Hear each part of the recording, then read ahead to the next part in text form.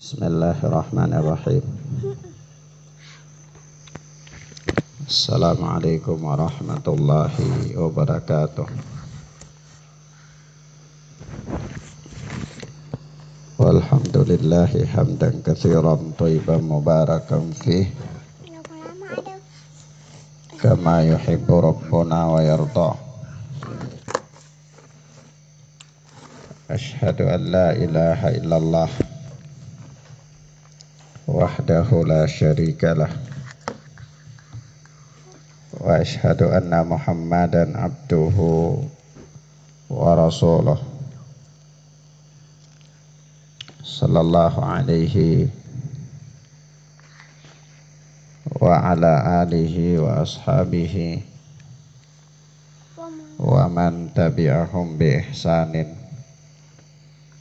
ila yaumiddin. Amma ba'd. Ikhwan wa akhwat rahimani wa rahimakumullah.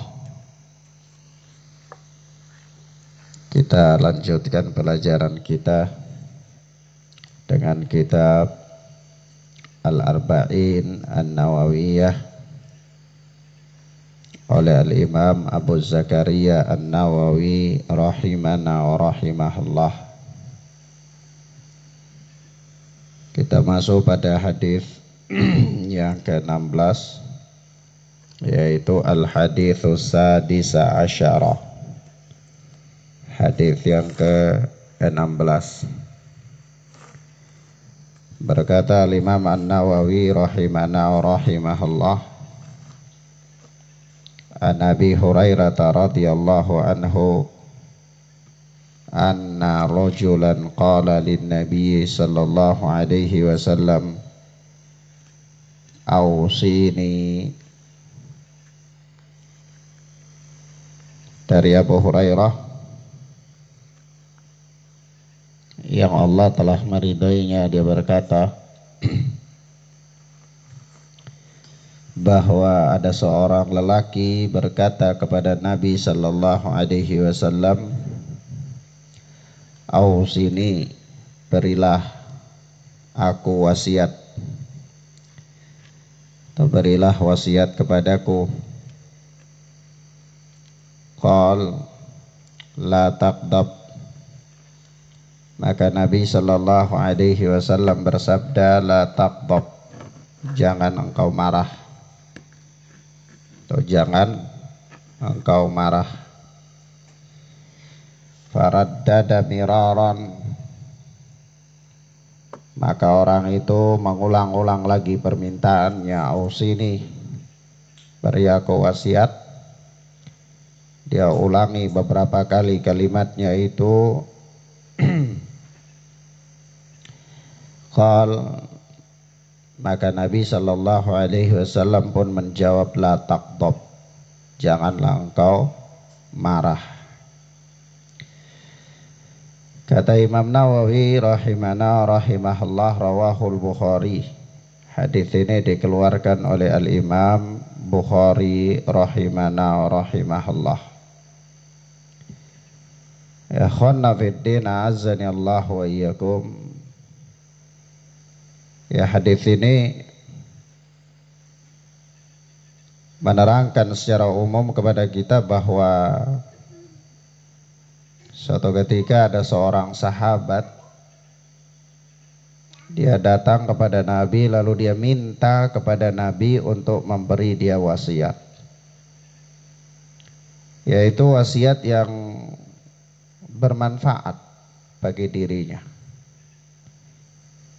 Maka Nabi sallallahu alaihi wasallam pun katakan kepadanya, la taqdab, jangan engkau marah. Nah, ketika itu ka'anna rajul istaqalla hadhil wasiyah. Orang ini dia menganggap seolah-olah ini nasihat ringan, kecil, terlalu sedikit, sepele nasihatnya. Dia pengen nasihat yang lebih, yang besar, atau yang sekiranya sesuatu yang wah gitu ya, dalam pandangan dia ya. Karena begitu dia minta wasiat, Nabi katakan la taghdab, jangan marah. Kok cuman jangan marah? Ya, jadi dia orang ini ka'anna rajula istaqalla hadhil wasiyah. Dia menganggap wasiat ini terlalu sedikit, ya, sepele. Sebab itu dia apa? Sebab itu karara, dia ulang-ulang lagi nasihat itu, permintaan itu. Katanya, aus ini begitu, ulang lagi dia. Maka meskipun orang ini ulang-ulang permintaannya, ya, pada kali yang kedua, ya, dan seterusnya, maka Nabi Shallallahu Alaihi Wasallam tetap memberikan jawaban dengan jawaban yang sama, yaitu la taghdab, jangan engkau marah. Yani Nabi Shallallahu Alaihi Wasallam lam yazid ala dzalik, Nabi tidak tambah, cukup itu saja. Ya, dia minta lagi, oh sini, Nabi katakan la taghdab. Wah, kayaknya cuma sedikit. Minta lagi, oh sini, ya oh sini ya Rasulullah. Nabi katakan la taghdab, Nabi nggak tambah. Ya, nah, maka kalau begitu apa hikmahnya di situ? Apa hikmahnya Nabi tidak tambah nasihat kepada orang ini, sahabat yang mulia ini, tetapi Nabi cukupkan dengan nasihat la taghdab, jangan marah. Ya. Maka kata Syekh Shalih Fauzan hafizana wa hafizahullah di dalam syarah beliau terhadap Al-Arba'in An-Nawawiyah, yaitu Al-Minhatu Rabbaniyah, kata beliau, qala ba'du ahli ilmi la'alla hadzal rajul kana ma'rufan bil ghadab wan nabiyyu sallallahu alaihi wasallam yajibu kulla insanin bihasabi hajatihi fa'awsahu Rasulullah sallallahu alaihi wasallam wa khassahu bihadhil wasiyah li ilmihi bihalih. Naam, yaitu kata Syekh Shalih Fauzan, sebahagian ahli ilmu berkata bahwa ya orang ini dia terkenal dengan sifatnya pemarah, ya, dan sifatnya ini pemarah, dan Nabi Shallallahu Alaihi Wasallam itu memberikan jawaban sesuai dengan kondisi masing-masing orang dan juga sesuai dengan hajatnya. Maka Nabi memberikan wasiat kepada orang ini dan mengkhususkan wasiat ini kepadanya karena Nabi tahu tentang keadaan orang itu. Ya, maksudnya orang ini dia datang minta nasihat, Nabi katakan la taghdab. Dia ulang lagi, Nabi tetap katakan la taghdab. Ya, kenapa? Ya, yang pertama, ya, menurut penjelasan sebagian para ulama bahwa orang ini dia terkenal sebagai pemarah. Ya, maka Nabi memberikan dia nasihat la taghdab. Kenapa Nabi cukupkan hanya itu pada orang ini dan Nabi khususkan nasihat ini kepadanya? Nabi tidak tambah. Ya, karena Nabi itu ya paling tahu tentang keadaan manusia masing-masing orang, dan Nabi memberikan wasiat itu sesuai dengan kebutuhan orang.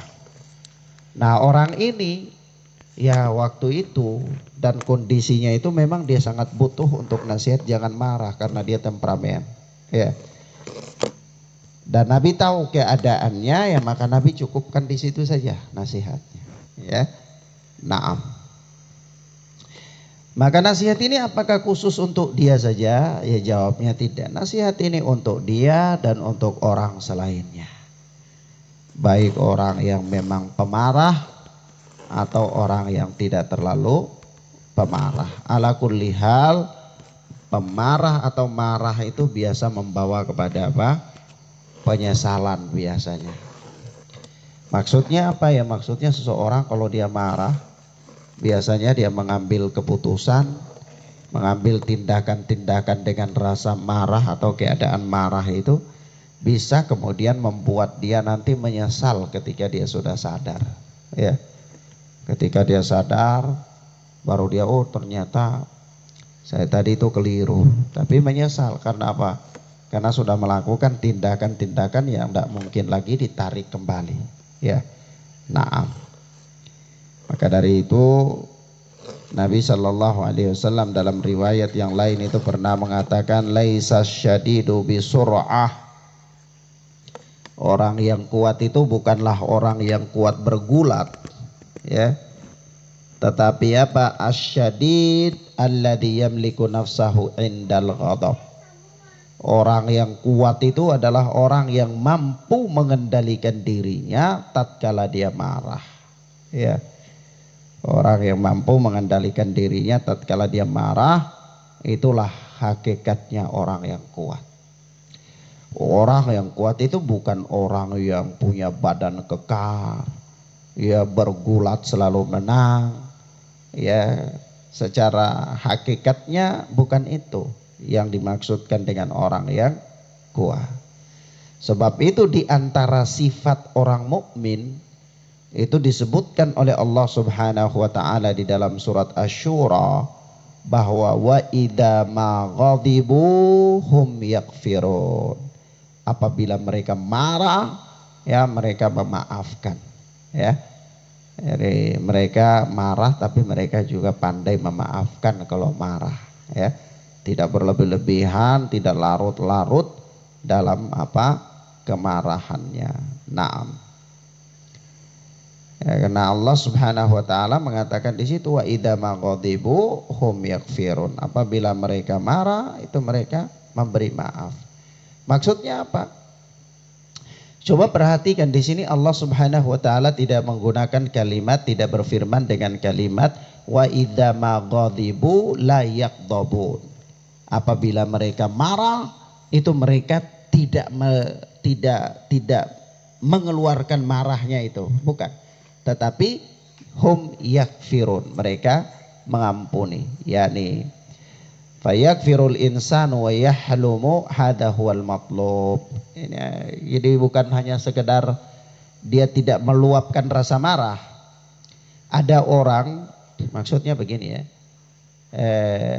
orang yang sifat orang mukmin itu bukan hanya sekedar dia tidak meluapkan rasa marah. Dia marah lalu dia tidak meluapkan rasa marah, bukan hanya sebatas itu. Kenapa? Karena kadang-kadang ada orang memang dia tidak meluapkan rasa marah, tapi kedongkolan marah itu tetap bersemayam di dalam dirinya. Ya, bukan itu. Tapi sifat orang mukmin itu, ya dia memaafkan. Dia memaafkan.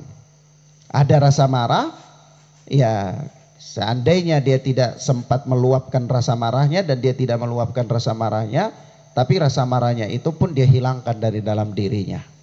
Dia maka di situ Allah berfirman wa idza maghadibu hum yaghfirun, apabila mereka marah itu mereka yaghfirun. Mereka mengampuni, maksudnya memaafkan, bukan la yaghdabun, mereka tidak marah, bukan. Apabila mereka marah mereka tidak marah, bukan. Ya. Nah, mafhum ya?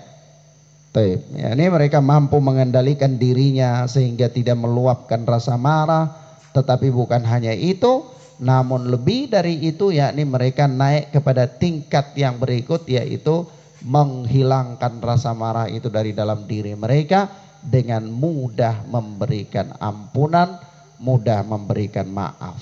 Ya, nah itulah sifat orang mukmin. Sehingga seorang mukmin itu dia dalam mengambil sebuah keputusan atau berhadapan dengan sebuah masalah itu dia tidak tergesa-gesa. Kemudian yang kedua, selain dia tidak tergesa-gesa dan dia tidak menyimpan rasa marah. Orang mukmin itu terbebas dari penyakit hati. Sementara menyimpan rasa dendam itu adalah merupakan penyakit hati. Menyimpan rasa marah itu penyakit hati. Nah, kalau dia itu memang penyakit hati, ya maka tidak boleh tidak, dia harus dihilangkan, ya. Karena dia merupakan penyakit, ya harus diobati. Nah, wallahu a'lam bissawab. Sebab itu di dalam surat Asy-Syura ayat yang ke-40 itu Allah berfirman faman afa wa aslaha fa ajruhu 'ala Allah. Barang siapa yang memberi maaf dan membuat perbaikan, maka pahalanya di sisi Allah. Ya. Nah, pahalanya apa? Di sisi Allah Subhanahu wa taala. Nah, maka ikhwanna fiddin azani Allah wa iyyakum, Al-Hafidz Ibnu Hajar Asqalani menerangkan di dalam Fathul Bari, ya, penjelasan, kata beliau menukil penjelasan Al-Imam Al-Khattabi. Al-Imam Al-Khattabi bahwa Rasulullah sallallahu alaihi wasallam mengatakan la taqdab, itu maknanya adalah jauhi semua penyebab yang dapat mendatangkan kemarahan. Ya. Jauhi semua penyebab yang dapat mendatangkan apa? Kemarahan. Jadi jangan dekat-dekat dengan hal-hal yang bisa memicu kemarahan. Naam.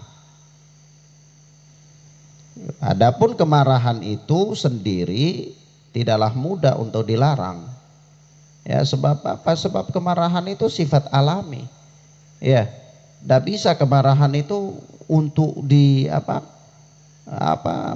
mengekang kemarahan itu enggak mudah karena sifat alami.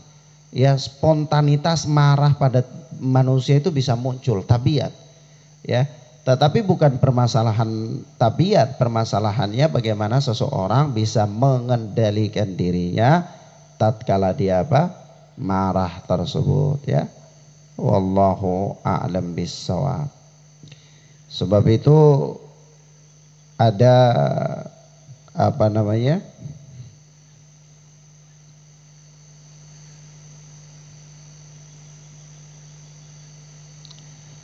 di antara obat daripada rasa marah itu adalah yang pertama, dia harus bisa menahan dirinya untuk tidak meluapkan rasa marah itu. Obat dari rasa marah itu adalah yang pertama, dia berusaha semampunya untuk tidak meluapkan rasa marah tersebut, ya. Naam. Yang kedua, hendaklah dia berlindung kepada Allah Subhanahu wa taala dengan mengucapkan apa? A'udzu billahi minasyaitonir rajim.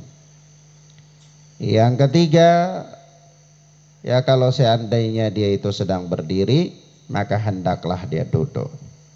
Kalau dia sedang duduk, maka hendaklah dia berbaring. Ya, Rasulullah sallallahu alaihi wasallam mengatakan idza ghadiba ahadukum wa huwa qa'im falyajlis fa in dhahaba anhu al-ghadab wa illa falyattaji'. Jika salah seorang dari kalian marah dalam keadaan berdiri, maka hendaklah dia duduk. Jika belum hilang rasa marahnya, maka hendaklah dia berbaring, ya. Nah, ya, karena orang kalau marah sambil berdiri itu bisa leluasa melakukan tindakan-tindakan tak terduga, ya. Tiba-tiba bisa dia pukul, tiba-tiba bisa dia tendang, tiba-tiba bisa dia lempar sesuatu, ya, karena dia bebas dalam keadaan berdiri. Begitu dia duduk, gerakannya semakin sempit, ya, bawaannya semakin tenang, ya, mudah untuk menghilangkan rasa marahnya, ya. Nah, pada asalnya rasa marah itu adalah kendaraan yang paling mantap untuk ditunggangi oleh syaitan. Kendaraan yang paling mantap untuk ditunggangi oleh syaitan, apalagi kalau seseorang itu dia marah yang berlebihan, itu bisa menghilangkan akal, ya. Orang yang dalam keadaan marah yang sangat itu bisa hilang akalnya. Maka dari itu ada beberapa perkara yang berkaitan dengan hukum itu, pelakunya tidak dihukumi apabila dia berada dalam keadaan marah yang sangat, karena dia dianggap hilang akal, ya, dia dianggap hilang akal. Wallahu a'lam bissawab. Di sini ada beberapa faedah penting yang berkaitan dengan hadis ini. Yang pertama, bahwa semangat para sahabat untuk meraih kebaikan, ya. Para sahabat itu sangat bersemangat untuk meraih kebaikan, terutama ya kalau ya khususnya ini sahabat yang bertanya ini. Ya, karena tidak ada yang mendorong dia untuk bertanya seperti ini kecuali ambisinya untuk kebaikan. Ya, kalau orang yang dia tidak punya ambisi untuk kebaikan, tidak punya semangat untuk kebaikan, ya dia abaikan saja. Malas tahu dia, malas tahu. Ya, bahkan mungkin kalau dikasih tahu pun ya dia nggak gubris. Karena apa? Dia punya semangat untuk melakukan kebaikan itu rendah. Ya. Tapi kalau orang punya semangat untuk melakukan kebaikan, ya dia berusaha untuk mencari tahu hal-hal yang dapat membawanya kepada kebaikan. Ya, naam. Kalau orang nggak punya semangat itu hatta kita larang, selalu saja ada cara. Ya, oh kita penjara sekalipun ya tetap saja ada cara. Ya, orang narkoba itu sampai sudah dikarantina. Ya karena kalau dia tidak punya kesadaran pribadi untuk meninggalkan, ada cara saja tetap dia bisa dapat. Ya bahkan di penjara dia bisa transaksi narkoba. Ya bukan hal yang rahasia umum lagi ya. Nah begitu semua hal. Maka dari itu ada orang-orang bijak berkata begini, seseorang itu dia sulit sekali untuk berubah kalau tidak ada dorongan dari dirinya untuk berubah. Ya kenapa? Ya karena faktor eksternal itu cuma faktor penunjang saja. Ya, misalnya ada orang yang memberi motivasi, ada orang yang mendidik, ada orang yang memberi semangat, ya, lingkungan yang menunjang, itu faktor-faktor penunjang saja. Tapi faktor intinya itu adalah dirinya sendiri. Adalah apa?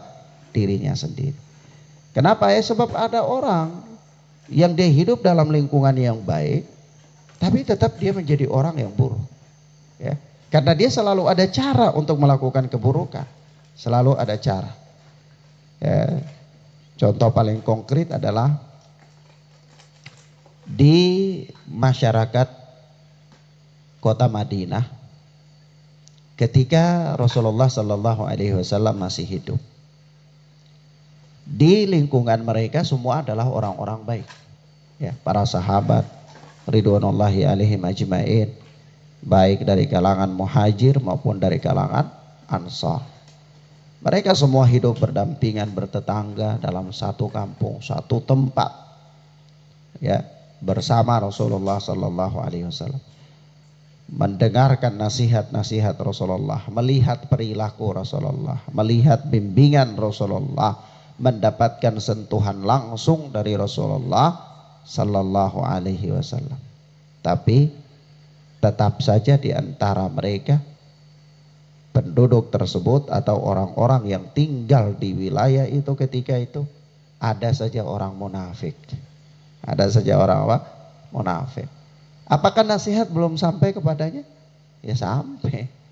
Apakah dia tidak merasakan sentuhan kebaikan Rasulullah? Ya dia pasti merasakan. Ya, bagaimana lembutnya akhlak Rasulullah, bagaimana baiknya pergaulan Rasulullah, ya bagaimana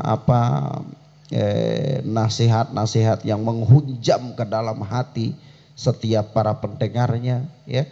Nasihat yang membuat orang yang tertidur dalam penyimpangannya itu bangun. Telinga yang gak bisa mendengar kebenaran langsung seketika kaget, ya.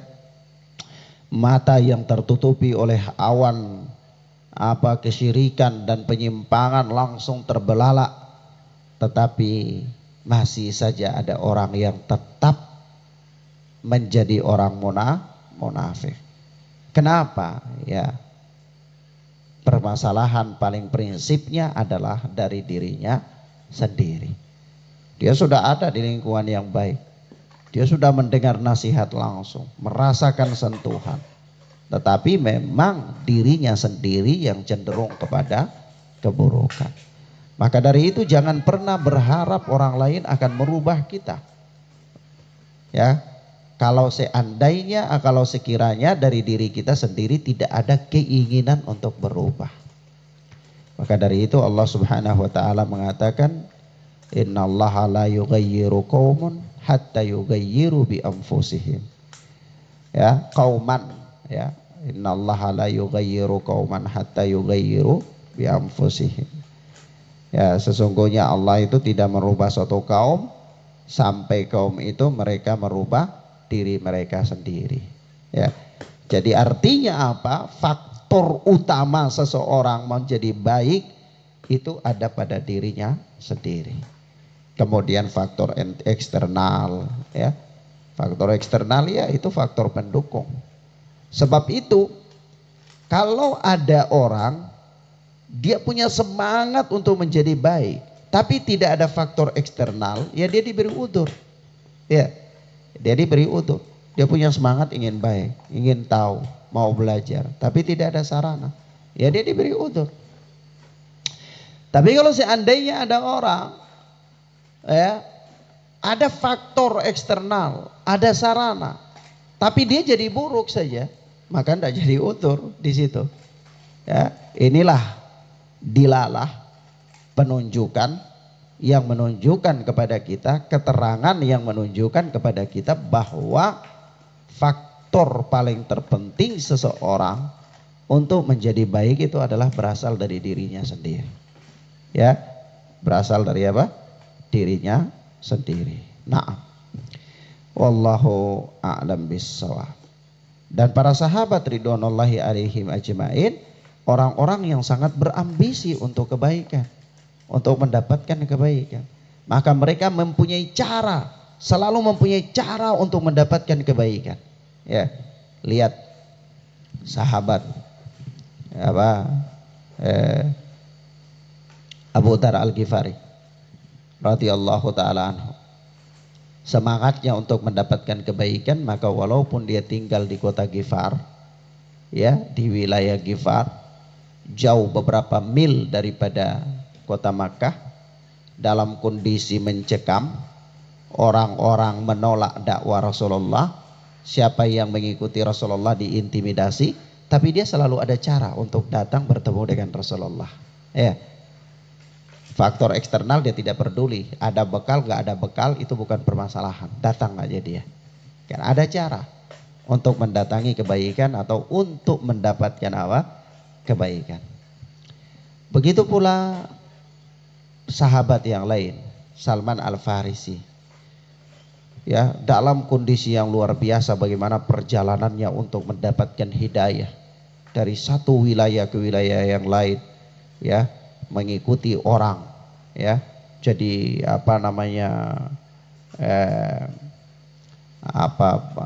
pelayan dari suatu tempat ke tempat yang lain, ya, terus begitu sampai dia masuk ke kota Madinah, ya, menunggu, ya, kedatangan Rasulullah sallallahu alaihi wasallam. Dalam kondisi yang susah payah seperti itu, dia tetap punya cara untuk menjadi yang terbaik. Tapi kalau orang dia punya kecenderungan kepada keburukan, itu dalam kondisi dimudahkan bagaimanapun, tetap dia punya cara untuk keburukan. Dia punya cara untuk keburukan. Banyak kita lihat. Siapa misalnya? Abu Jahal. Ya, mendapatkan nasihat, mendapatkan perdebatan, ya, diskusi yang menyebabkan dia kalah telak. Tapi tetap saja ada cara untuk membenarkan kebatilan. Kita lihat Namrud yang berhadapan dengan Ibrahim alaihi salatu wassalam. Ketika di dalam diskusi dengan Ibrahim alaihi salatu wassalam, sudah kalah.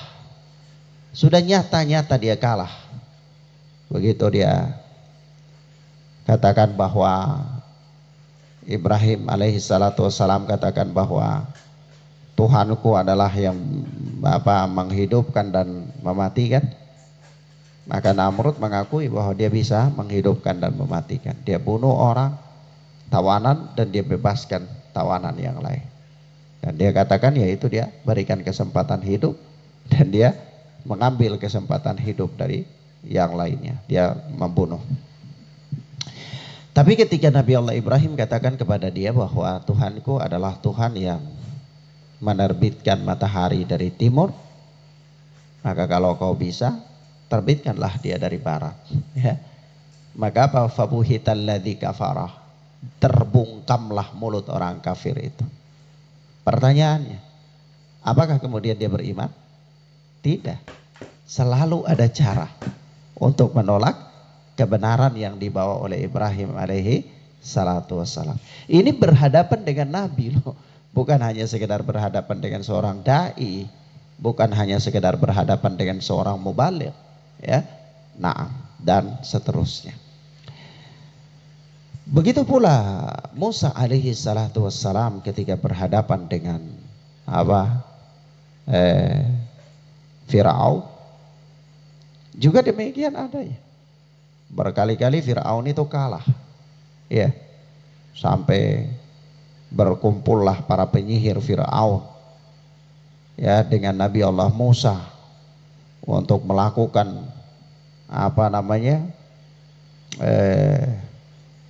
uji kekuatan, ya. Dan ternyata Nabi Allah Musa menang dalam peristiwa itu, yaitu tongkat Nabi Musa memakan seluruh ular-ular sihir buatan yang dibuat oleh para penyihir itu. Tapi apakah kemudian mereka beriman? Tidak. Ada saja cara untuk mereka menolak kebenaran. Ya. Kita lihat kemudian Rasul Nuh alaihi salatu wassalam, ketika dia sudah berlayar di atas kapal, itu anak dan istrinya masih di lautan, ya, masih bingung cari tempat penyelamatan. Nuh alaihi salatu wassalam memanggil anaknya untuk ikut di dalam perahu tersebut. Dalam keadaan kritis demikian itu, apakah kemudian dia mengakui? Tidak. Dia masih punya cara. Oh enggak, saya nanti mau naik di gunung sana. Itu masih punya cara apa tidak? Masih punya cara. Padahal dia sudah terjepit apa belum? Sudah terjepit. Sudah melihat kenyataan apa yang dijanjikan oleh Nuh alaihi salatu wassalam untuk mereka apa tidak? Sudah. Mereka sudah melihatnya dengan nyata. Oh iya, ini yang dijanjikan oleh Nuh alaihi salatu wassalam sudah ada kepada kita. Tapi apakah kemudian mereka beriman? Tidak. Masih ada cara. Oh katanya nanti bisa begini, nanti bisa begini. Kaum Nabi Allah, kaum Tsamud, ya. Kaum Tsamud itu minta supaya unta keluar dari batu. Begitu mukjizat itu diberikan kepada mereka, Nabi Saleh berdoa kepada Allah untuk keluarkan unta dari batu. Maka unta itu lahir dari batu. Subhanallah, ya. Benar-benar luar biasa. Lahir dari batu. Mereka saksikan tidak? Saksikan. Dan unta itu bukan hayalan. Nyata-nyata unta. Dia hidup di tengah-tengah mereka. Dia makan di sekitar mereka dan dia minum dari tempat air di mana tempat mereka juga mengambil air. Tapi apakah kemudian mereka beriman? Tidak. Ada saja cara untuk mereka menolak kebenaran tersebut. Ya. Maka dari ini semua kalau kita membuka, ya, kisah-kisah, penjelasan-penjelasan para ulama, maka kita dapati kesimpulannya bahwa memang, ya, dorongan untuk menjadi baik seseorang dalam perjalanannya itu faktor terbesarnya ada pada dirinya sendiri. Ada pada dirinya sendiri. Faktor-faktor pendukung itu hanya sekedarlah faktor pendukung. Tapi dia bukan faktor yang inti. Kerap kali faktor pendukung itu tidak bermanfaat ketika faktor yang inti ini memang tidak menghendaki. Ya. Nah, tapi kalau faktor yang inti menghendaki, tidak ada faktor pendukung, tetap saja orang ini diberikan udzur oleh Allah. Dia mendapatkan udzur oleh Allah subhanahu wa ta'ala. Nah, mafhum ya? Maka kita katakan sekali lagi, ini adalah potret semangatnya para sahabat untuk mendapatkan kebaikan, yaitu datang kepada Nabi minta wasiat tentang hal yang bermanfaat, ya, tentang hal yang bermanfaat. Yang kedua, faedah yang kedua, peringatan terhadap hal-hal yang menyebabkan kemarahan beserta akibatnya, ya. Pelajaran yang ketiga, diulang-ulangnya wasiat untuk melarang daripada marah, menunjukkan pentingnya wasiat tersebut, ya. Pentingnya wasiat tersebut. Wasiat apa? Ya wasiat supaya jangan marah. Nah, wallahu a'lam bissawab. Ila huna ikhwana fid din, azani Allah wa iyyakum. Naktafi bihadzal dars. Kita cukupkan sampai di sini. Wa sallallahu ala nabiyina Muhammad wa ala alihi wa sahbihi wa sallam. Subhanakallahumma bihamdika asyhadu an la ilaha illa anta astaghfiruka wa atubu ilaik. Assalamualaikum warahmatullahi wabarakatuh.